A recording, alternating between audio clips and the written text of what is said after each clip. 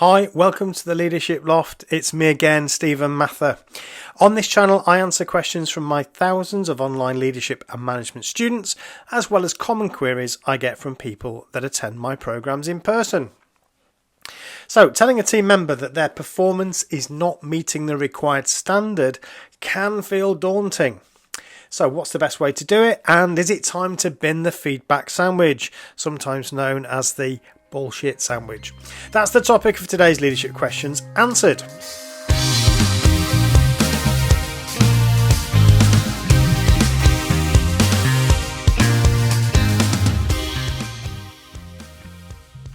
Most managers don't enjoy telling a team member that their performance is not where it needs to be and that they need to improve.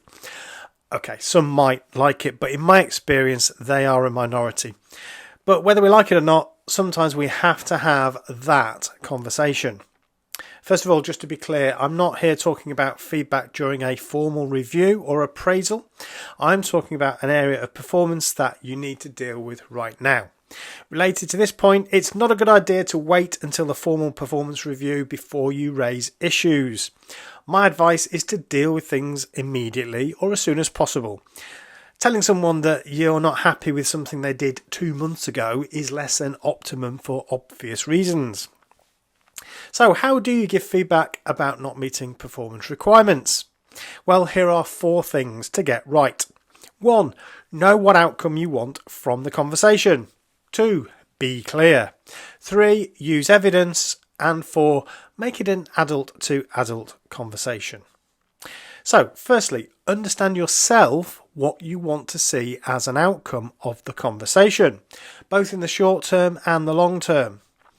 Short term, what do you want from that discussion? I suggest you want for them to understand exactly what the issue is. That, of course, relates to point 2 as well. You might also want to persuade or convince them that they need to improve. You want them on your side. You also probably want to maintain a good working relationship with them. You might want to agree a plan of how they're going to improve. And longer term, of course, you'd like to see the required performance improvement. So being clear in your own mind what you want as an outcome from that conversation before you have it will then guide what you say and how you say it. Just telling somebody off because you're frustrated may only have one outcome, and that is that you get to vent, but little else. Secondly, be clear with them about what you're saying so that they know exactly what it is that you're looking for, what the improvement is that you want to see.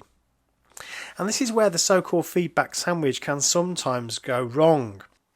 The principle of the feedback sandwich is that when giving some negative feedback, firstly give a bit of positive feedback, then followed by the meat, which is the negative bit if you like, followed again by a positive piece of encouragement. Now, I don't have a problem with the principle, but if you're not clear that this conversation is primarily about a specific need for improvement in a specific area, they might go away thinking that you just wanted to have a chat and give them a bit of praise, and the whole point of the discussion is lost. Also, the feedback sandwich sometimes gets the name bullshit sandwich because the praise is seen as insincere. And as soon as they hear some praise, they're expecting some bad news next. I don't see anything wrong in acknowledging effort or that some of the work was completed to the standard, but be clear and honest with them what the conversation is about. Next, use evidence. Be as objective as you can.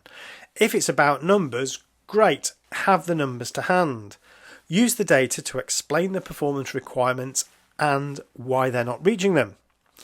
If it's about behaviour, refer to specific incidences where what they did fell below the required standards and how. And of course, make sure they understand the standards and what they mean. Being vague, like saying things like, you tend to do this or tend to do that, can be frustrating to the person and also leaves you in a tricky spot if they complain about their treatment. Sticking to the facts, using the evidence, means you're being fair and clear. And finally, throughout the whole conversation, you want an adult to adult conversation. And this really starts with your own attitude. Sure, you're their line manager, but you're not superior to them as a human being. It's your responsibility to have a performing team, and so it's legitimate to ensure people perform. But it's not about dominating the other person or bending them to your will. In my online courses, I talk a lot about assertive behaviour to describe a way of behaving that gives and gets respect. I've got a little acronym I call ADISCO, and the A for ADISCO stands for having adult to adult working relationships. This actually draws from a system called transactional analysis, but we won't get into that right now. Suffice to say, talk to your team member with respect, allow them to ask questions, and if they disagree, find out why and listen to them. It is possible you misunderstood something or you've got something wrong. If that's the case, it's okay to admit you were wrong, but if you're right, repeating the requirements and working with them to identify how to improve is the way to go. That's it. Thank you for listening, and don't forget to subscribe to this channel for more free content. Join the LinkedIn discussion group, and why not consider enrolling in my online management and leadership school. The link is below. Bye for now.